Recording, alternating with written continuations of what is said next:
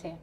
Bienvenida a estos coloquios del buen quehacer médico, hoy con un tema interesantísimo, la empatía y la medicina. Voy a hacer una pequeña presentación, te he preguntado qué es lo que te gustaría que dijera de ti y esencialmente eres pediatra, en estos momentos te dedicas en el ámbito clínico a la salud infanto-juvenil, a la salud mental infanto-juvenil, pero tienes otro aspecto muy importante que es la bioética. De hecho, eres la directora del Instituto Borja de Bioética y además fue la primera institución de estas características en Europa. Eres presidenta de la Comisión de Deontología de los Colegios Médicos de Cataluña y eres miembro de esta institución tan preciosa que nos recibe hoy, que es la Academia de Medicina de Cataluña. El tema que has elegido es tremendamente importante, empatía y medicina. Cuéntanos por qué es tan importante. Yo creo que a veces hablamos mucho de algo, como por ejemplo de la empatía, porque hablamos mucho de ello, pero yo creo que es importante pararnos a pensar qué significa y por qué debemos promoverla en medicina. Podríamos discutir si la empatía es una actitud o una habilidad. Para mí es una actitud que va a comportar que necesitamos diferentes habilidades asociadas y es una habilidad actitudinal clave en este momento. Yo creo que desde la pandemia, antes de la pandemia, heredamos algunas crisis que han empeorado ahora. Una de las crisis para mí es la deshumanización de la salud. Yo creo que es una crisis que debe abordarse de una forma conjunta y global. Otra es una crisis de confianza en el sistema sanitario. Yo creo que incluso en la pandemia ha aflorado todo el tema de negacionismos, fake news, desinformaciones. Y la tercera es una crisis de burnout. Hay un porcentaje elevadísimo de médicos quemados. Para mí, estas tres crisis que heredamos impactan en un factor que creo que es que es la empatía.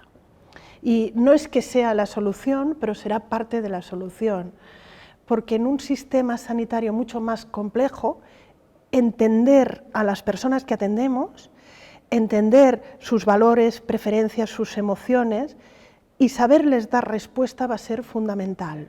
Importante, porque has utilizado unos términos que a veces confundimos, ¿verdad? A veces hablamos de amabilidad, compasión, buenas maneras, humanización, que lo has dicho, simpatía. Dinos, ¿por qué no es lo mismo? Yo creo que son todo diferentes dimensiones que están correlacionadas entre sí. Por ejemplo, empatía y compasión son dos actitudes muy cercanas. Empatía es esa capacidad de entender qué le pasa al otro y dar respuesta. Compasión, para mí, hay diferentes definiciones, es dar respuesta de una determinada manera, de una forma concreta. Y amabilidad es como en este continuo, quizás, lo que es más fácil. Yo a veces creo que quizás deberíamos hablar más de amabilidad, porque es mucho más fácil explicar qué es ser amable que ser empático o compasivo. Incluso la amabilidad entre compañeros, entre nosotros, con nuestros estudiantes de medicina, con las personas, con las familias, para mí es esa puerta de entrada, es esa corrección mínima para poder relacionarnos. Pero a partir de allí yo creo que hay que ir desarrollando las otras, para poder dar respuesta a las necesidades del siglo XXI. Bueno, ya sabes que hablamos muchas veces de sostenibilidad, de eficiencia, por lo tanto, esta pregunta sería, ¿realmente tiene impacto en resultados en salud ser empático? Yo creo que en este momento ya podemos afirmar rotundamente que sí. Hay un libro que a mí me encanta recomendar porque cuando lo leí digo, aquí está muchas de las cosas que crees, Compassionomics, de Zerciak, que lo que hace es una búsqueda en toda la literatura científica, con las revistas de mayor impacto, de lo que ya está publicado, y de hecho él utiliza prácticamente compasión y empatía como sinónimos, y encuentra como 250 evidencias de que la empatía hay resultados claros en salud. Por ejemplo, los médicos más empáticos consiguen reducir el estrés, reducen la ansiedad, hay una mejor compliance, hay un mejor seguimiento terapéutico. Incluso algunos estudios muy curiosos en cirujanos es que consiguen menos días de ingreso y hay menos recidiva los cirujanos más empáticos. Y lo que es importante es que es coste efectiva. Quiero decir, dedicar algo más de tiempo, porque no es muchísimo más tiempo, es sobre todo la actitud de ese tiempo que dedicamos con las personas, tiene un impacto muy claro en el coste económico. la esencia de la relación médico-paciente que tenemos que mantener se basa mucho en eso, en las competencias empáticas de nuestras médicas y de nuestros médicos. Entonces, a ese respecto, ¿tú crees que esas habilidades, conocimientos, actitudes de las que has hablado, se nace o se hace? Evidentemente hay gente que es una característica propia y será muy fácil que desarrolle capacidades empáticas, pero yo creo que la gran mayoría se puede aprender. Se puede aprender o se puede desaprender, quiero decir que ya sabemos que también hay diferentes estudios que nos muestran cómo los estudiantes de medicina presentan un fenómeno muy curioso, que es la erosión empática y ética. Es decir, que los primeros años presentan mayores niveles de empatía y mayor nivel de razonamiento moral que los últimos años. Seguramente es un mecanismo de protección. Si uno es muy empático y entra en situaciones que no sabe gestionar, esas situaciones le van a producir dolor. Si no aprende explícitamente el cómo gestionar lo que llamamos la distancia óptima, esa distancia de acercarte al otro, hay riesgo de que provoque daño. Y aquí este concepto, hace muy poquito aprendí, hace años que hablamos de la distancia óptima, la distancia terapéutica. Pero hace poco aprendí que eso se debe fue descrito por un filósofo, no un psicólogo, por Schopenhauer, que hablaba de la parábola de los erizos. Son dos erizos en el desierto que empieza a hacer frío y se acercan. Como hay pinchos, les duele y se separan. Cuando se separan, vuelve a hacer frío y vuelven a acercarse, hasta que aprenden cuál es la distancia óptima. Esa distancia que no duele, porque no se pinchan, pero son capaces de notar el calor del otro. Yo creo que en medicina es un concepto que hay que conseguir desarrollar explícitamente. Darte cuenta de cuando te vas a pinchar o darte cuenta de cuando eres demasiado lejano, que eres incapaz de transmitir el calor humano hacia el otro. Bueno, ha sido preciosa esa fábula que has descrito. Entonces, en base a ello, diríamos que te has encontrado alguna vez con situaciones de exceso de empatía, demasiada empatía, ¿cómo corregirlas, cómo detectarlas? Yo creo que todos hemos vivido situaciones que nos han desbordado porque, en cierta manera, no estábamos preparados. Entramos en medicina con una serie de recursos, de competencias, de comunicación, emocionales, que es nuestro bagaje propio.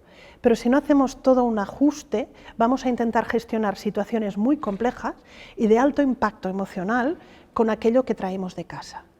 Con lo que es muy fácil sobreimplicarse. Es decir, encontrar pacientes en los que hay que mantener ese límite profesional, pero ese límite se desborda. Por eso yo creo que a veces cuando hablamos de esa deshumanización, ese contacto tan alejado con las personas, a veces es simplemente porque hemos sufrido muchas situaciones que nos han dolido y como forma de protección nos alejamos. Pero eso se podría evitar generando habilidades explícitas para poder gestionar esto que comentamos. Precisamente has hecho una introducción a cuando todos empezamos en la facultad hace tiempo, pero no lo olvidamos, es un momento bastante importante para nuestra vida. Entonces mi pregunta sería, ahora mismo es una entrada con un nivel de exigencia el más alto para todas las facultades, ¿no? ¿Tú dirías que hay que tener en cuenta otros méritos no cuantitativos, como es la nota media de selectividad o la nota media de bachiller, a la hora de seleccionar esos candidatos para los futuros médicos, para los que vamos a tener, para que nos atiendan y nos cuiden en el futuro? Esta es una gran cuestión. Yo creo que debemos garantizarlos al finalizar, no al inicio. Quiero decir, no podemos entender todos estos rasgos como rasgos fijos o estables, como características de personalidad que las tienes. Sobre todo una persona con 18 años tiene una enorme capacidad de poder aprender, incorporar actitudes y habilidades. He comentado antes, estamos seleccionando estudiantes que las pierden por el camino, con lo que yo creo que la parte fundamental sería garantizar que las tengan al finalizar. Igual que, por ejemplo, en cirugía, una persona va a garantizar o tienes que garantizar que en su formación como MIR tenga una serie de capacidades o competencias, que estas transversales se puedan garantizar en cierta manera al finalizar. Montse, has despertado nuestra curiosidad. ¿Qué nos puedes recomendar como lectura para esto último que has dicho, de cómo se van formando los estudiantes y cómo les vamos a convertir en unos médicos con competencias en empatía. Hay un artículo muy interesante, un New England, creo que es de hace 2 o 3 años, de Svart, sobre naturaleza y crianza en estudiantes de medicina, que precisamente se plantea esto. Y de hecho su conclusión es parecida a la que he comentado, de que el problema no es cómo entren en la facultad, sino qué es lo que hacemos con ellos, el currículum oculto, cómo aprenden, cómo los adjuntos les transmitimos todos estos valores y actitudes para poder garantizar que los tengan al final. ¿Cómo nos darías unas claves para comunicar malas noticias en un ámbito tan difícil como es la pediatría? Tú que eres una experta en esto y que yo te he escuchado muchas veces hablar de ello. Las malas noticias implican normalmente una enorme carga emocional, son situaciones de un elevadísimo impacto. Esto implica que hay cuestiones previas que tengo que tener trabajadas. La medicina no implica solo una formación técnica, sino implica una madurez humana. Sí, estas cuestiones previas guardan relación en cómo me planteo situaciones vitales. Hay otra gran parte que el peso es en ser y en mejorar nuestras capacidades comunicacionales. Y hay otra gran parte que yo creo que es cómo nos trabajamos nuestro sufrimiento. Porque a pesar de que tengamos ese mecanismo de acercamiento y alejamiento bien preparado, hay situaciones que nos van a producir sufrimiento. Y la solución yo creo que no es que no me provoque sufrimiento, sino qué hago con el sufrimiento que me provoca aquella situación. Con niños es muy difícil ese mecanismo del erizo, con lo que es muchísimo más fácil sobreimplicarte, con lo que a veces es darme cuenta que me he herido y cómo trabajo aquello. Pero es un trabajo complicado y requiere una dedicación explícita a ello. Bueno, Monse, ha sido un placer auténtico escucharte. Yo creo que todo esto es una tremenda utilidad. Tiene una tremenda utilidad desde antes de empezar la carrera, durante la formación de grado, durante la formación especializada y para cada uno de los que nos dedicamos a la clínica, y que no olvidaremos tus palabras y esa manera tan entrañable y tan cercana de decirlo. Muchas gracias por estar con nosotros. Gracias a vosotros.